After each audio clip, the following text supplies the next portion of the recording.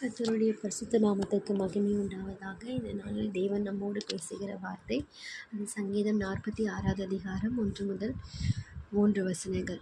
தேவன் நமக்கு அடைக்கலமும் பலனும் ஆபத்து காலத்தில் அனுகூலமான துணையுமானவர்.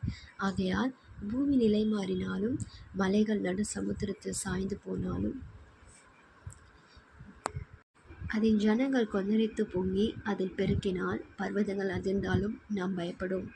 இந்த 2-3 வசனங்களில் சொல்லப்பட்டிருக்கிற வார்த்தையின்படி நம்முடைய தேசங்களிலும் நம்முடைய அண்டை தேசங்களிலும் நடந்து வருகிற சம்பவங்களை நாம் பார்த்து கொண்டிருக்கிறோம்.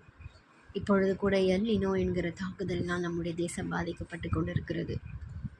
இப்படிப்பட்ட சூழ்நிலைகள் நம் வாழ்விலே வந்தாலும், நம்மை சுற்றி நடந்தாலும், வறுமைகளோ வறட்சிகளோ வேலை வாய்ப்பு இல்லாமையோ குடும்ப சூழ்நிலைகள் மாறினாலும் சாதகமாய் இல்லாமல் போனாலும் தேவன் நமக்கு அடைக்கலமாய் இருக்கிறார் என்பதை முழு நிச்சயமாய் நாம் விசுவாசிக்க வேண்டும். சிங்கக்குட்டிகள் தாழ்ச்சியடைந்து பட்டினியாய் இருக்கும். கர்த்தரை தேடுகிறவர்களுக்கோ ஒரு நன்மையும் குறைவுபடாது என்று வேதம் சொல்லுகிறது. அதனால் அவரே நமக்கு அடைக்கலமாய் இருக்கிறார், பலனாய் இருக்கிறார். அனுகூலமான துணை என்பது அந்த இடத்துல வேற யாரும், அந்த ஆபத்து காலத்திலே வேற யாரும் அவரை தவிர இருக்க முடியாது என்பதுதான் அந்த அனுகூலமான துணை. ஆங்கிலத்தில் எவர் பிரசன்ட் ஹெல்ப் என்று சொல்லப்பட்டிருக்கிறது. இந்த தருணத்தில் அவர் மாத்திரம்தான் நமக்கு துணையாக இருக்க முடியும்.